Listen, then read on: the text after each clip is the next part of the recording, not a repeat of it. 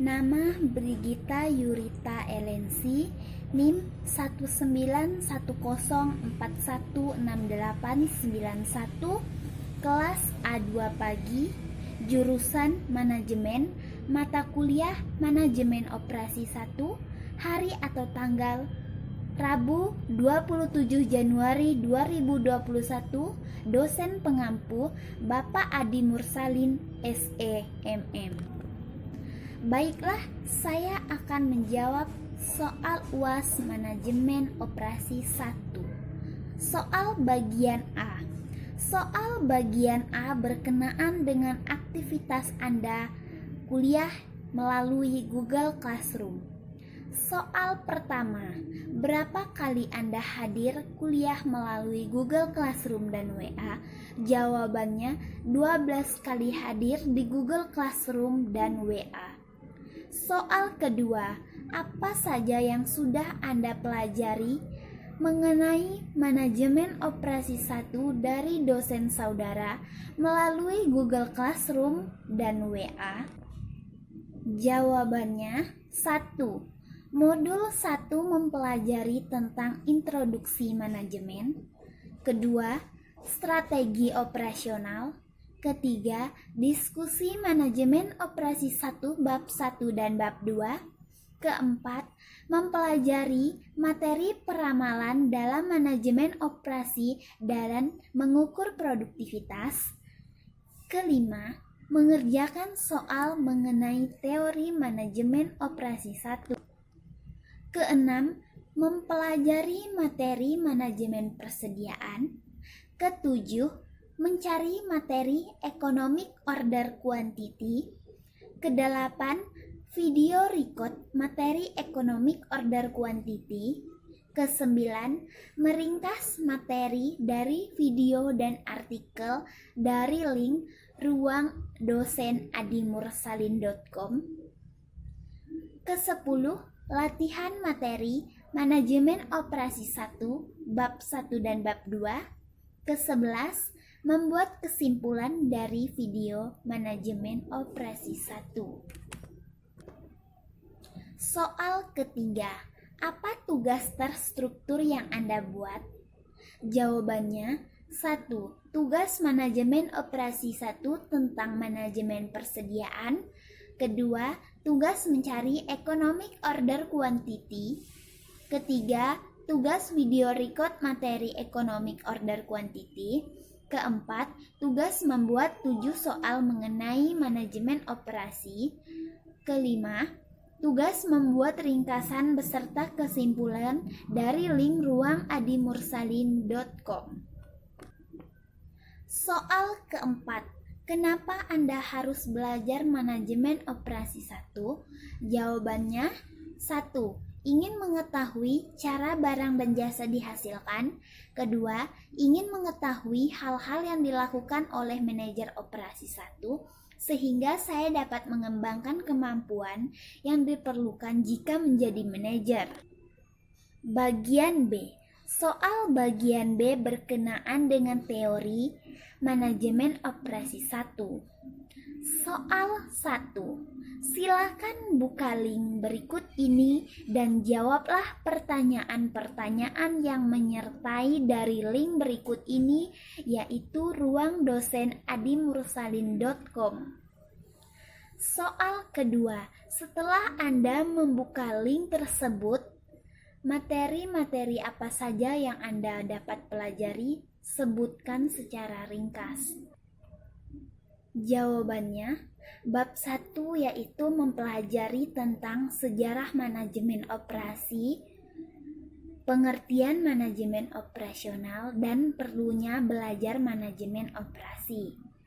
Bab 2 yaitu mempelajari tentang 1. Strategi operasi, 2. Perancangan strategi operasional yang khas, 3. Penyusunan strategi operasi untuk mengembangkan bisnis, keempat, pengaruh strategi pada perkembangan bisnis, kelima, laporan keuangan juga mempengaruhi strategi operasi.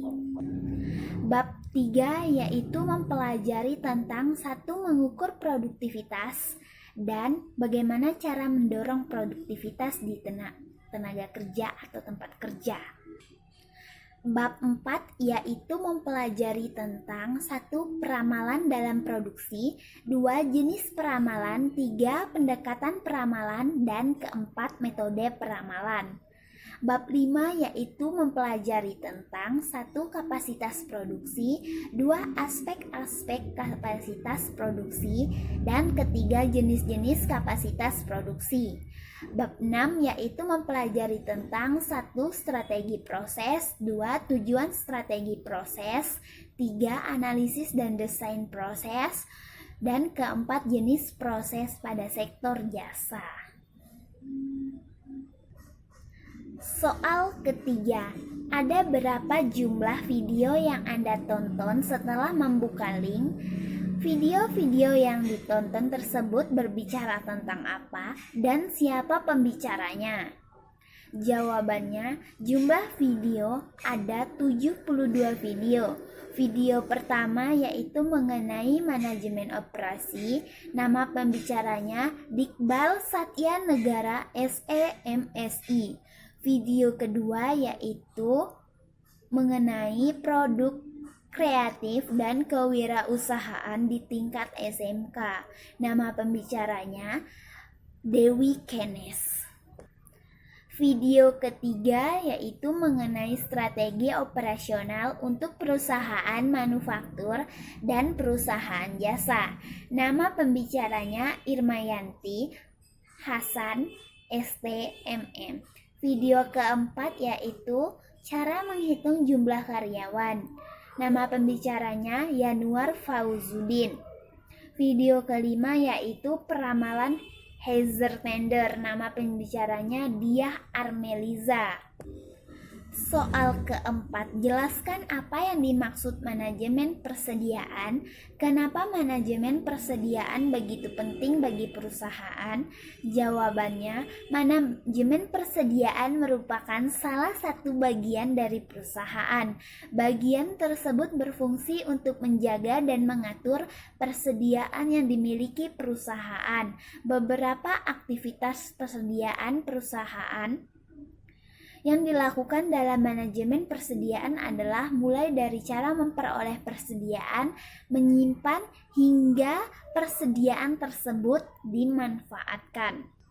Alasan manajemen persediaan begitu penting bagi perusahaan yaitu berfungsi untuk mengatur setiap persediaan yang ada di dalam perusahaan, mulai dari bagaimana cara memperoleh persediaan tersebut, cara penyimpanan, hingga bagaimana persediaan tersebut dimanfaatkan atau dikeluarkan.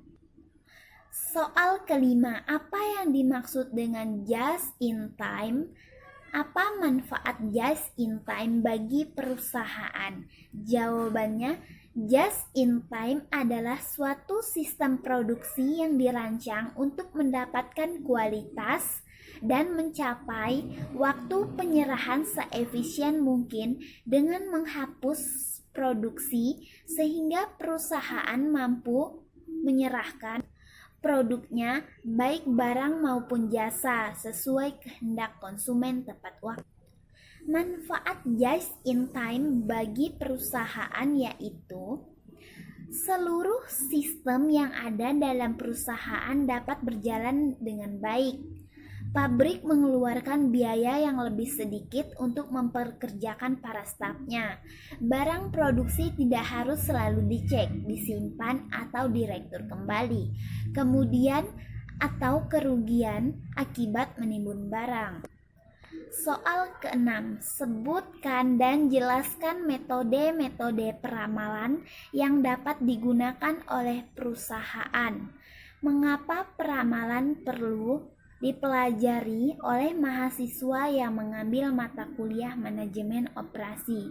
Jawabannya, metode forecasting kuantitatif berikut merupakan beberapa metode peramalan yang sering digunakan. Adapun yang berikut merupakan kelompok metode peramalan kuantitatif. 1. Time series. Metode time series atau deret waktu merupakan metode peramalan yang menghubungkan keterkaitan antara variabel independen atau variabel yang dicari dengan variabel independen atau variabel yang mempengaruhi kemudian dihubungkan dengan waktu, mingguan, bulan, atau tahun. 2. Metode causal atau sebab akibat. Metode peramalan kuantitatif yang kedua yaitu metode causal atau causal method atau metode sebab akibat. Metode ini didasarkan pada keterkaitan antara variabel yang diperkirakan dengan variabel lain yang mempengaruhinya. Untuk menghitung atau meramalnya, Anda dapat menggunakan metode regresi dan korelase, metode input-output, atau metode ekonometri. B. Metode forecasting kualitatif.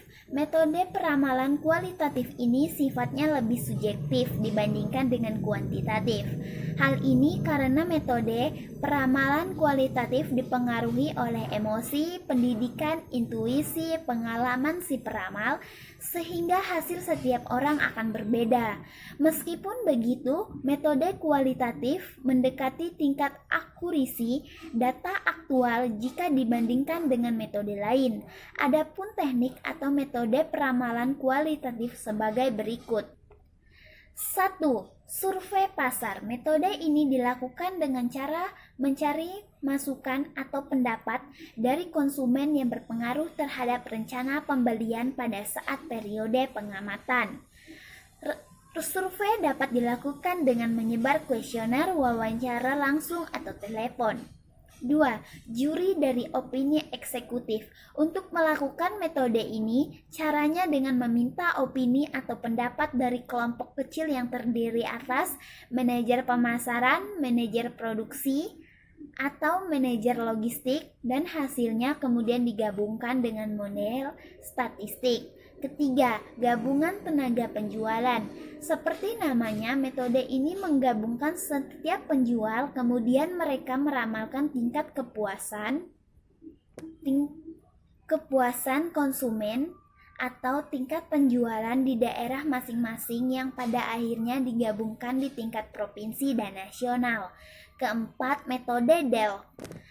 Metode Delphi sebenarnya mirip dengan metode kuesioner. Untuk melakukan metode ini, Anda perlu menyebar kuesioner, tetapi jawaban dari kuesioner yang terkumpul disederhanakan terlebih dahulu sebelum diberikan kepada ahli untuk peramalannya. Kelebihan dari metode ini adalah hasil yang akurat dan profesional, sedangkan kelemahannya adalah membutuhkan waktu yang cukup banyak karena harus membuat kuesioner sampai merangkum hasilnya. Alasan kenapa metode peramalan perlu dipelajari dalam perusahaan yaitu karena metode peramalan membantu dalam pengambilan data atau keputusan sebagai alat bantu dalam melakukan suatu perencanaan yang efisien. Soal ketujuh, bagaimana cara Anda meningkatkan produktivitas tenaga kerja karyawan di perusahaan yang Anda pimpin? Jawabannya, sesuaikan pekerjaan dengan kemampuan serta minat karyawan. Kedua, menyediakan lingkungan kerja yang baik, mengadakan training, mengasah kreativitas karyawan untuk berinovasi, buat acara kebersamaan, dan memastikan karyawan nyaman bekerja. Soal ke-8, apa yang dimaksud dengan kapasitas produksi? Coba cari artikel di Google mengenai kapasitas produksi dan jelaskan. Jawabannya, artikel kajian pusaka.com. Kapasitas produksi adalah suatu tingkat yang menyatakan batas kemampuan, penerimaan, penyimpanan, atau keluaran dari suatu unit, fasilitas atau output untuk memproduksi dalam suatu metode tertentu. Soal ke-9, apa kesan-kesan Anda mempelajari manajemen operasi 1 secara daring dan manfaat apa yang Anda peroleh belajar manajemen operasi 1 melalui daring? Jawabannya, pembelajaran secara daring ini bukan tanpa kendala. Hal ini diakibatkan karena sinyal internet yang tidak stabil saat melakukan pembelajaran via Zoom maupun Meet. Namun secara umum kesan dari pembelajaran daring ini Sampai hari ini berjalan dengan lancar. Hambatan-hambatan yang ditemukan, puji Tuhan, bisa teratasi dengan baik. Manfaat yang saya peroleh dalam mempelajari manajemen operasi 1 secara daring yaitu saya dapat memahami dan mengerti secara lebih rinci apa yang disampaikan oleh dosen tentang manajemen operasi 1. Sekian dan terima kasih.